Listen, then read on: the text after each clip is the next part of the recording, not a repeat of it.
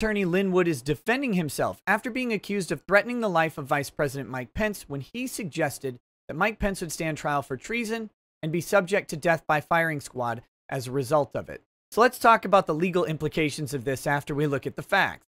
Here we go. Daily Caller says, Secret Service is aware of Lin Wood's threats against Pence on Parler. That's what stemmed this, and Lin Wood responds by saying he's confident the Secret Service knows the difference between rhetorical hyperbole and a threat of imminent harm. And then he goes on to talk about Parler being shut down very soon, which it will, although they have pledged to come back. They just need to get off of Amazon system because Amazon, Apple, and Google are uniting to throw Parler off of the internet because capitalism in big tech is dead. That being said, he also suggests that the use of rhetorical hyperbole is not unlawful. One of the punishments for treason is the use of a firing squad. That punishment can only be administered by law enforcement, not civilians. Okay, so Lin Wood is breaking down several legal issues, and for the most part, he's doing it correctly. There's some nuance that's always lost in the law when you try and distill it down to a tweet or a parlay, because thousands and thousands of pages have been written on these subjects, but you're limited to a couple hundred to maybe 1,000 characters like you are on Parler. Okay, so what's going on here? Did he threaten Vice President Mike Pence? In short, no, of course not. He can't threaten Mike Pence. He's not a law enforcement official. He is not anyone who would be in control of treason charges or a treason trial against Mike Pence.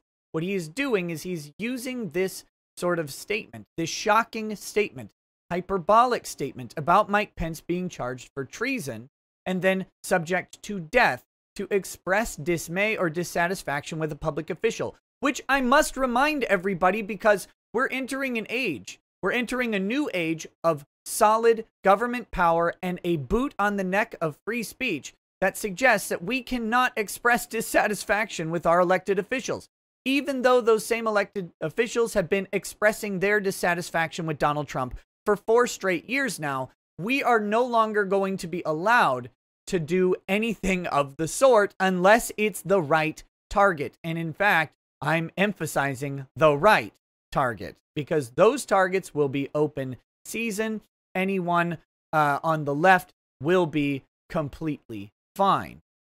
And by the right, I mean to the right of, well, you can make up your own mind on that one. Anyway, let's talk about this, though. So he cannot threaten the use of a law enforcement process that he is not part of against Mike Pence. It would be unreasonable for anyone to think that he could make Mike Pence be subject to treason charges and therefore face death by firing squad. So that is the rhetorical hyperbole. It's rhetoric that is hyperbolic, and it's intended to elicit a response and convey a strong emotion. We use it 1,000,000% of the time, right? Like, that's an example. Obviously, we can't do that. But anyway, the other one is, the other issue that he brings up is the imminent threat. The imminent threat. So, a threat, for a threat to actually be a threat, it has to be conveyed that it's imminently capable of being done. It doesn't actually have to be imminently possible, but the threatener has to intend that the person receiving the threat believes it is imminently possible. I know this doesn't make sense, but let me use a really dumb analogy to help out. If I make a finger gun and put it in my pocket and threaten to shoot you, and you don't know that in my pocket is a finger gun and not a real gun, if I'm somehow able to do it, or maybe more appropriately, if I used a mock gun, right? And I pointed a replica gun loaded with blanks that is incapable of doing any real damage to you, at you, and I threatened to shoot and kill you, and that caused you reasonable fear and apprehension because you didn't know it was a replica. Even though I would have no ability to actually kill you with the gun, I am still capable of conveying the threat.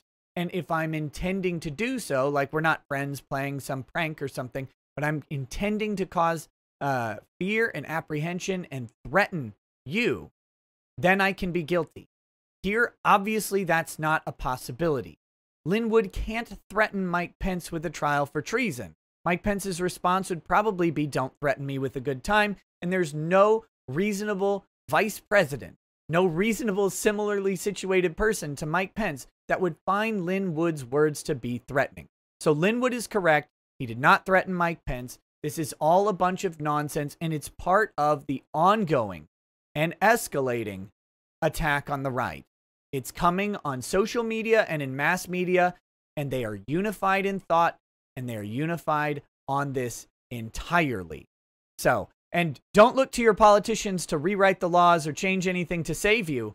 They have no interest in saving you when it only benefits themselves. But that's what we've got for today. We'll talk to you soon. Hope you enjoyed the video. If you did, like, comment, subscribe, but most importantly, comment. I said comment twice because it's that important. Comment down below. Tell me what you think about what Lin Wood said. Tell me what you think about Mike Pence. Is the mainstream media or alt media or tech, what are they? Are they after everyone on the right? I tend to think so, but I want to know what you think. Talk to you soon. Peace. Peace.